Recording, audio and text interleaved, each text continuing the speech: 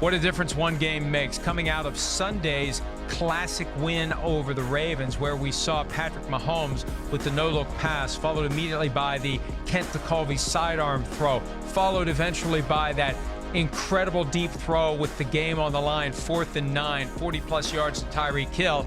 Patrick Mahomes is our MVP. Now, and remember the point I made, Chris? Patrick Mahomes has 2 primetime games back-to-back. So he's either going to earn it or he's going to lose it. And last night, it looked like he was cementing his case early on. Oh. He was doing Patrick Mahomes things early in the game as the Chiefs built a 14-0 lead.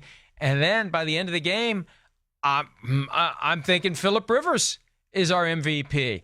Where do you see it right now, and how important will the next few weeks be? Well, first thing was, it was awesome, I think you'd agree, to sit there and watch what Patrick Mahomes was doing and then watch Phillip Rivers' reactions off that, right? We haven't talked about that. You know, after that, what was that, the first touchdown pass where he was being dragged to the ground and then flicked it, sidearm for a touchdown pass.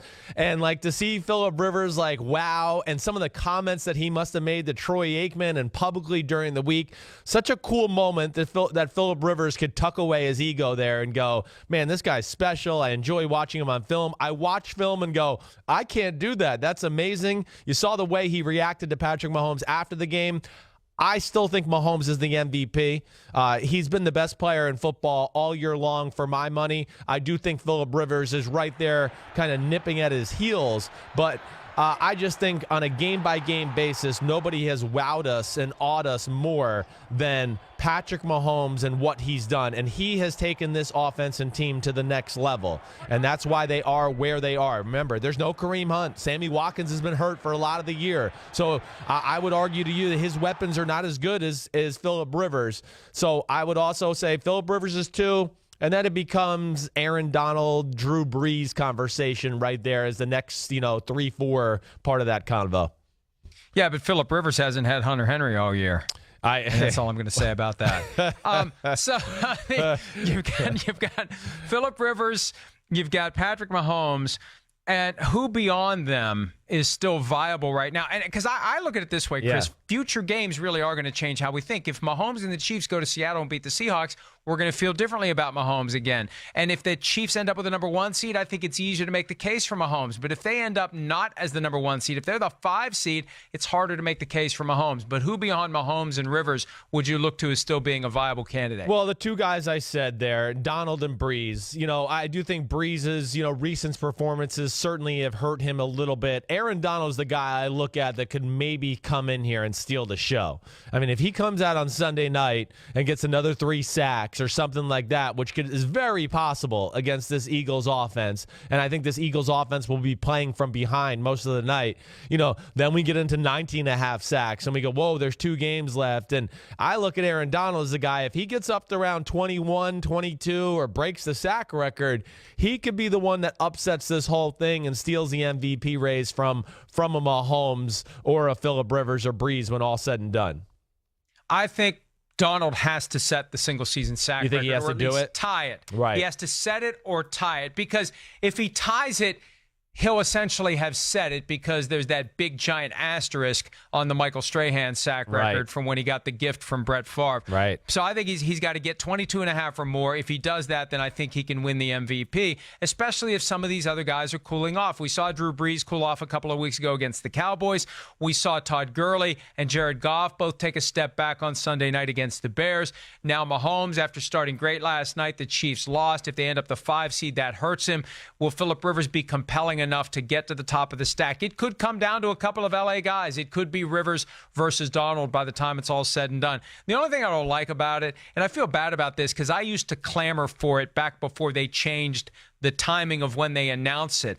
I used to say, let's have some sort of event where they announce all the awards, but they waited now until the night before the Super Bowl. I hate that they do that, because by the time we are the night before the Super Bowl, I don't care anymore about the postseason awards. I wish they would do something sooner in time to the end of the regular season, before the playoffs really get rolling, and before the Super Bowl participants are locked in. I agree. I think you're right there. I think that should be something like Wild Card Weekend. It should should happen, something like that, to where there's the unveiling of the MVP. A little bit like the NBA, right? That's how they do it. They give the MVP trophy into a playoff game usually as a guy's about to play it.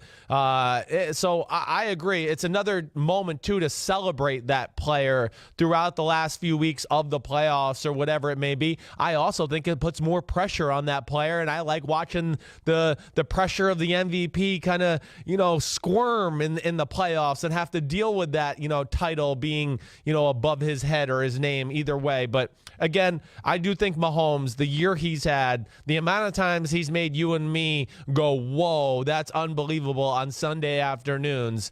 And again, I would like to remind everybody that Alex Smith in this same offense last year with, I would argue, better weapons, because at least Albert Wilson was out there last year and Sammy Watkins is not, and he's going to end up throwing for twice as many touchdown passes as Alex Smith did in the same exact offense. I think that shows you how special he is.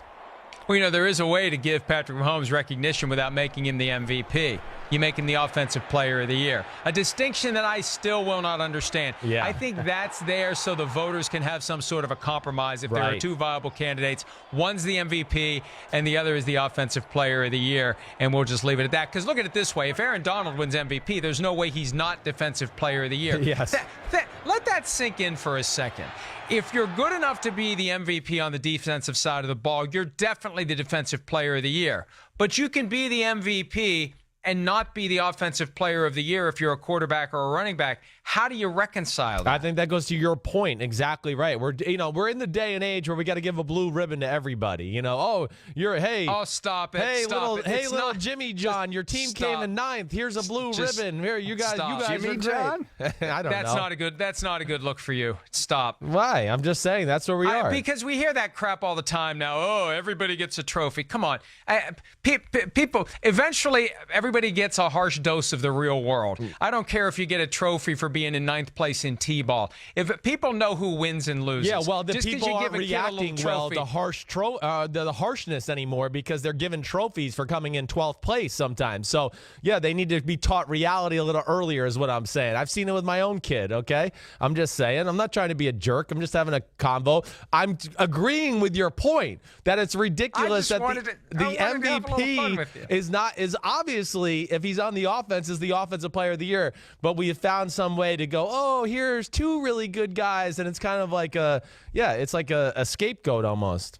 I just think that it's not a scapegoat. I think it's not the word to use there. You're right. I don't know is what I was trying to say there. Hunter Henry would be a scapegoat. My point is this: the idea that the compromise is what is reached. It has nothing to do with finding a way to give everyone a trophy. It's finding a way when you've got two really good players and you want to recognize both. You make one the Offensive Player of the Year and you make one the MVP. It's two worthy candidates. It's stupid.